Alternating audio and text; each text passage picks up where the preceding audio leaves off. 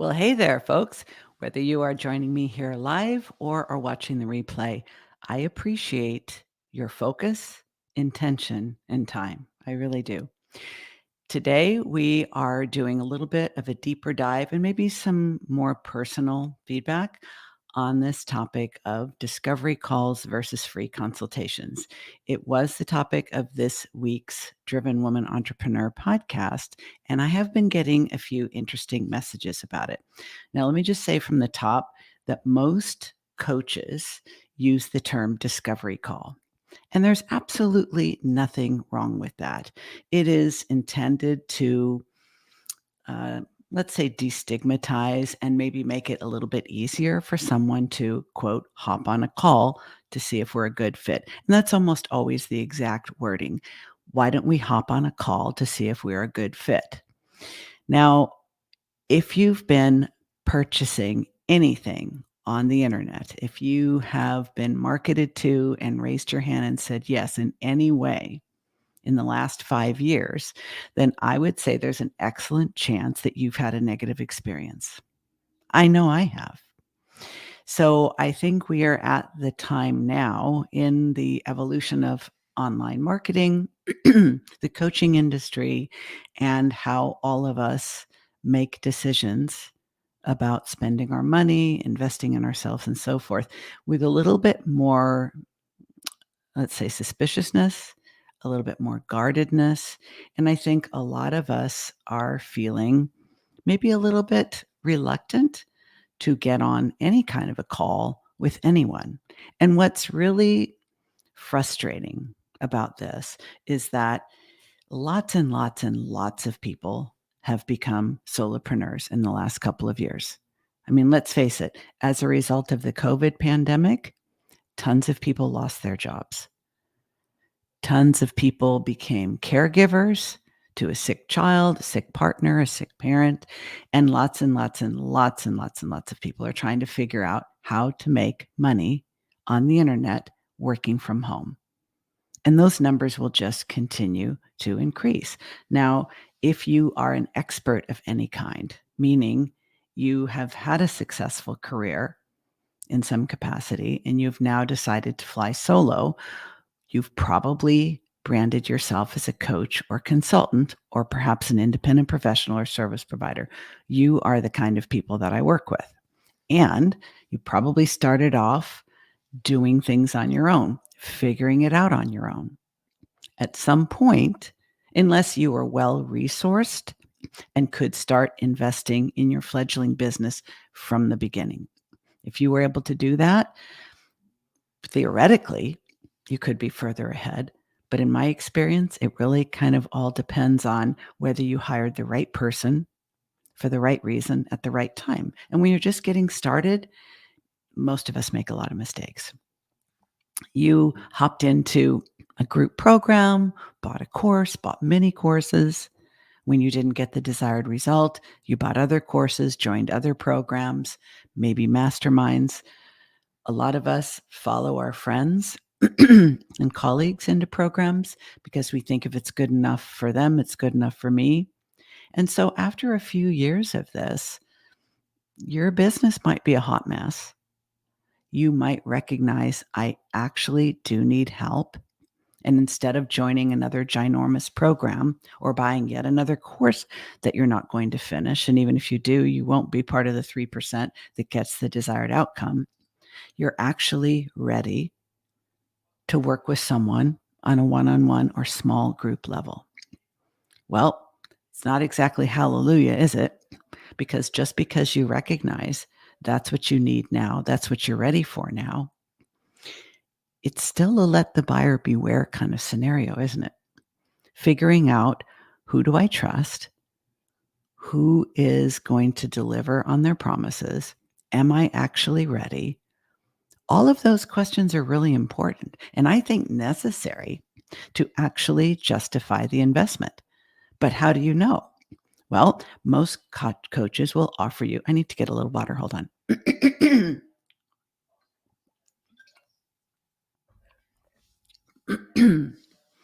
Continue to have this raspy voice months after the COVID infection. My apologies. A lot of people are reluctant to hop on a discovery call because they don't want to be sold to.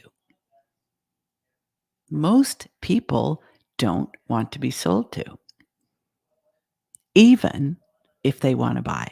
I know it sounds a little counterintuitive, but just because we reach a point where we recognize I'm done with the DIY, I'm done with the courses, I'm done with the ginormous group programs where I just lurk and hide and don't really learn anything.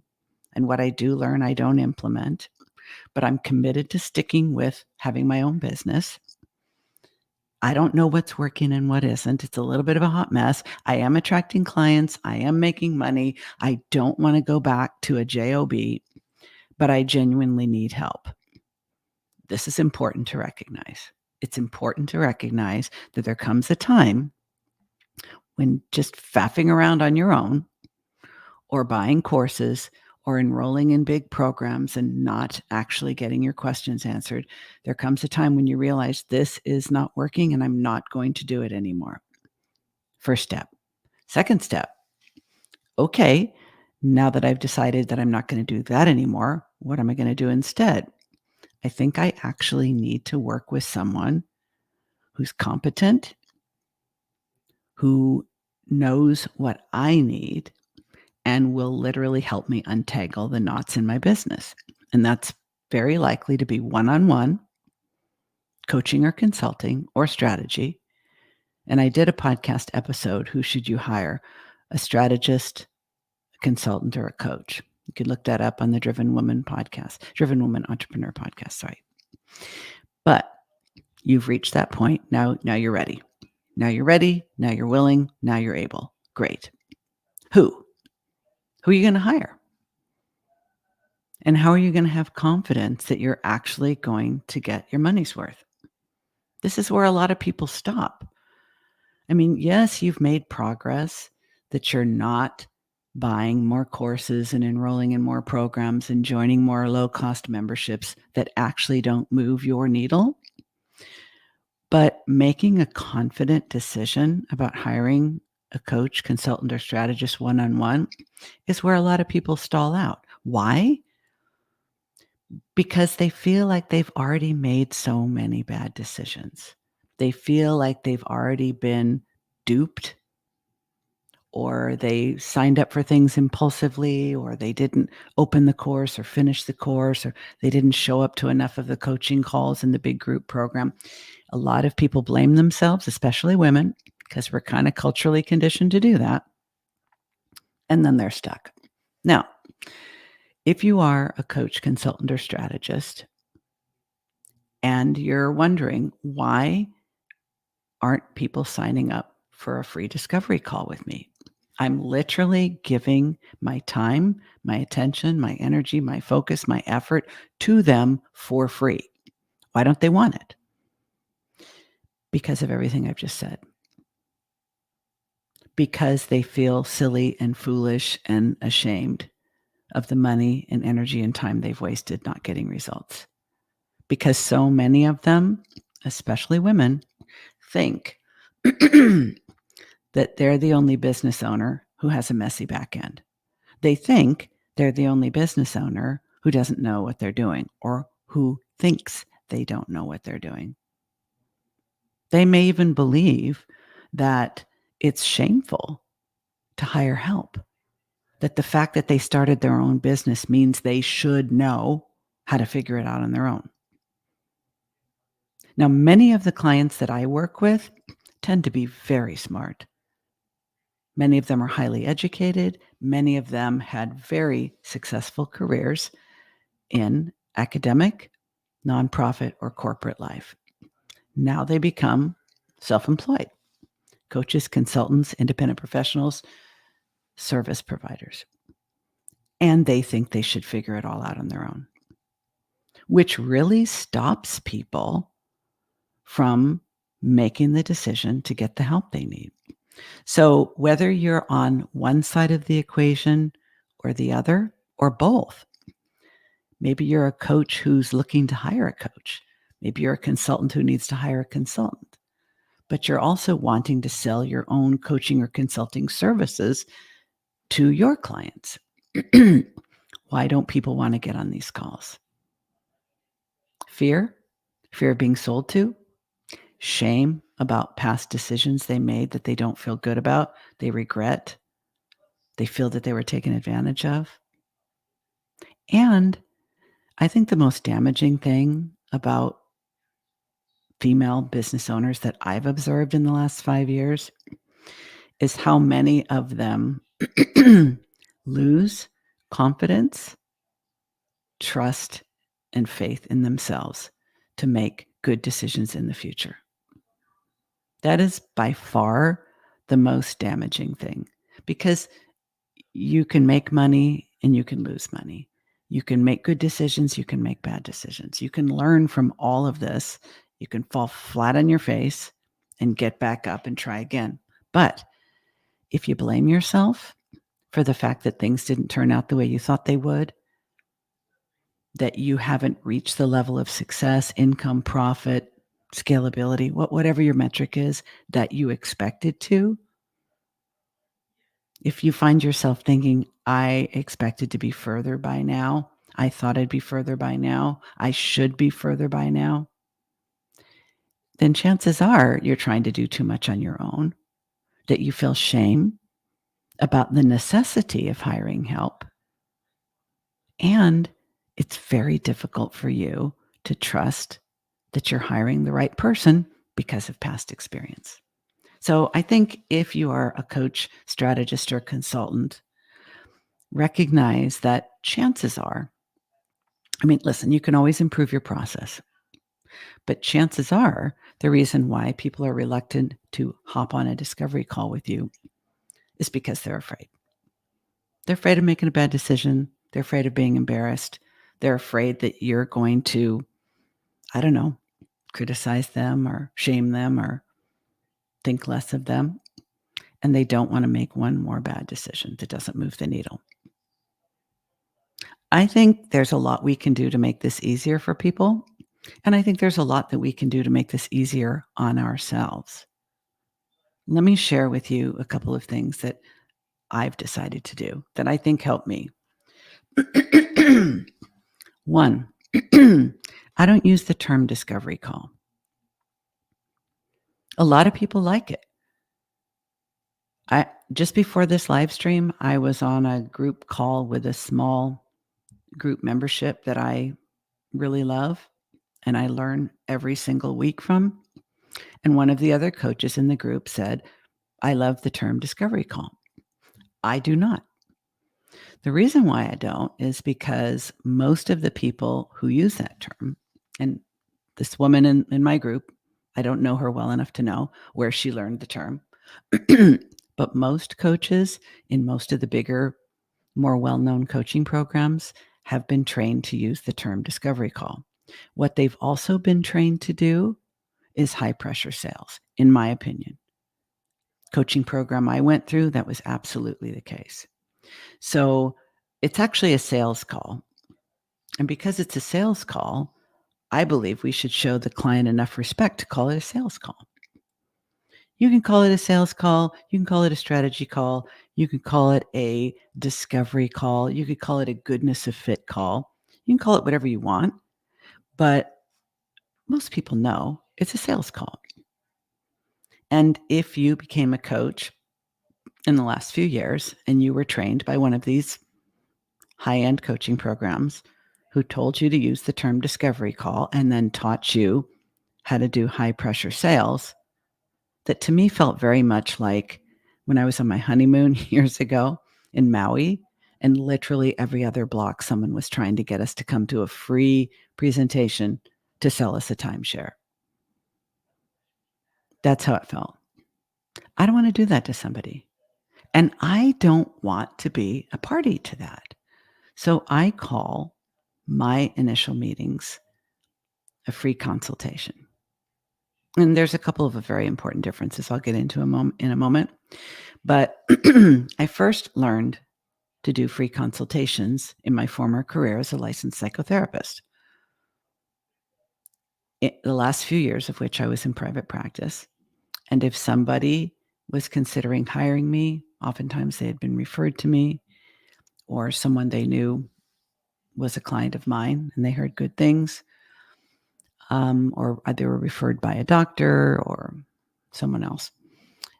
I always did a free consultation because before I invite someone to be a client, I need to be sure that I've assessed them adequately to determine, am I the right person? Are they adequately motivated? Are their expectations realistic? Do they have the resources to work with me? And is there a good fit between our personalities? In my book, all of those things need to be present. In a nutshell, I say I need to be the right person for the right reason at the right time. And they need to feel the same. There have been a few situations where the potential client was absolutely certain I was the person for them. I was much less certain. So the free consultation allows me to assess if they're the right person for me, as well as am I the right person for them. I only want to have great outcomes. And the only way to have great outcomes is to work with the right people. So one of the differences between a discovery call and a free consultation, at least the way I do it, the discovery call is intended for you to discover that you have a problem, which you kind of already knew or you wouldn't have booked the call. And the coach will sort of poke the bear, will sort of stimulate the pain points of that problem, will get you more in touch with how big a problem it actually is, what that problem is actually costing you not to address or resolve, the pain of that, and then to present the coach as the solution. Sometimes you're not the solution. Sometimes the problem they have is not the problem they think they have. And sometimes they should not be working with a coach at all. They might need something else first. They might need an accountant first or a lawyer.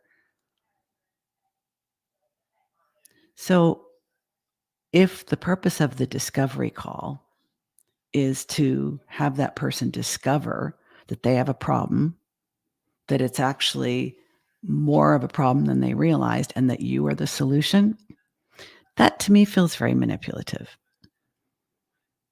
And I don't believe that the first step of a healthy, positive, mutually beneficial relationship begins with manipulation, whether you're talking about dating or business. So for me, the free consultation goes like this. You get on my calendar. Before you get on my calendar, all the information you need about how long the engagement is, how much it costs, what to expect, it's all there. So there's no bait and switch. There's no sticker shock. You already know. And if you know that someone like me is not in your budget, then you're not going to complete the process of scheduling that consultation. There's full disclosure there. So by the time you do get on a free consult with me, you already know what the investment is: money, time, energy, and so forth. Now, in addition, somebody may like the sound of my voice. They might think I'm funny. They might like my perspective on things. But if they're a passive listener to my podcast, or they passively consume my social media content, or read my blog, or look at my YouTube videos, watch these live streams even, they may think, wow, it would be so cool to work with her. And then we get on a consultation, and the energy is just not a great fit. Either because I talk too fast, I'm too direct, which they would have had a clue to, because I am exactly who I am on all media, but they can't know how it actually feels to be in a two-way conversation with me instead of passively listening, watching, or reading what I have to say. So I know I'm not for everybody. I know that very well. And so the free consultation is for both of us, like a first date, to see how does this two-way conversation feel? Does it feel exciting or does it feel intimidating? Is it moving too fast or too slow? Like all of that is really important and we should be able to talk about it on the consultation. But here's what I think is actually the biggest difference and what I think genuinely sets me apart from the vast majority of other coaches. If I am not 100% convinced that you will have an excellent outcome with me, I will not invite you to become a client, period. That is my commitment to myself, and that is my commitment to the people who would enjoy working with me or think they would. I will simply not invite you. But what's more than that is if I don't think you can have a great outcome working with me, and that is what's uncovered on the free consultation, you are never going to go away empty-handed, my friend, because otherwise we have literally just wasted both our time being on the call. See, with a discovery call, with whatever they call it with most coaches, there's only one good outcome, and that is they become a client. I don't look at it that way. I do try to do a good job of screening people before they get on my calendar because I don't want to waste their time and I don't want to waste my time. But would you consider it a waste of time if you get on a 30-minute consult with me and I tell you, I think it would be lovely to work with you a little bit further down the road? I don't think you're quite ready to receive the full benefit from working with me now. Here is what I recommend that you do first. I never leave people empty-handed, confused. It's not like, "No, I don't think we're a good fit. I'm sorry, I can't invite you to become a client. Bye now." How rude. I would never do that. I would say, "I don't think we're a good fit for these reasons. I don't think you're ready to get a great outcome with me for these reasons. Or I think you actually need something completely different than what I offer. And let me tell you what it is." In each case, you get off the call knowing whether you're invited to be a client or not. And then, of course, you'd have to say yes. I can invite, and it could still be a no. But also, from my extensive experience, I will tell you if it's not me, then I might refer you to someone else, or I might invite you to do something else, or I might say, in my experience, what you actually need is this other thing, and this is how you find it. I like these calls. I like them a lot. Now, you might think, well, do you like giving people free advice? I don't see it that way. It helps me to be on free consultations when people don't become a client in the following ways. One, it gives me the opportunity to see who I'm attracting. If I'm attracting a bunch of people that are not right for me, then I need to make some changes in my marketing and possibly my website and my social media. If I'm attracting people who are right for me but aren't ready for me, I can address that with entry level offers that help a person get ready to work with me in a one on one coaching capacity later. It also allows me to practice generosity because I was a clinical social worker for a lot of years. And I love being able to help people take their next step, whether it's with me, someone else, or somewhere else. Do I think I'm more ethical? Do I think I act with more integrity? Do I think I'm more elevated or aligned? I have better values? No, that's not my position to say. I'm just saying I prefer to call this a free consult because it is a consultation. It's not a discovery call. Yes, you'll discover things. You might even have your mind blown. But I'm not going to call a sales call a discovery call and then manipulate somebody. Just not here for it. Now, I hope this has been valuable to you. If you want to hear more on the topic, go to the Driven Woman Entrepreneur podcast, have a listen. It's episode 143. And if you want to give me feedback on this, if you have questions about this, there's a variety of ways you can do that. One, I have a SpeakPipe widget on my website at Diane Wingert Coaching. You can leave me a voice message and I will respond to it. Two, if we're connected on social media, my two favorite platforms are LinkedIn and Instagram. I'm at Coach Diane Wingert in both places. Or you can also on my website go to the contact page and send me a message. Now, obviously, if all of this is like, this makes sense, I like the way you work, I'm looking for a business strategist, mentor, and coach, and I think you might be the one, you know what to do. Book the freaking consult. If I have any questions, I will email you. If I don't, I will look forward to meeting you on a Zoom screen. Thanks for being with me, and thanks for that support. Bye for now.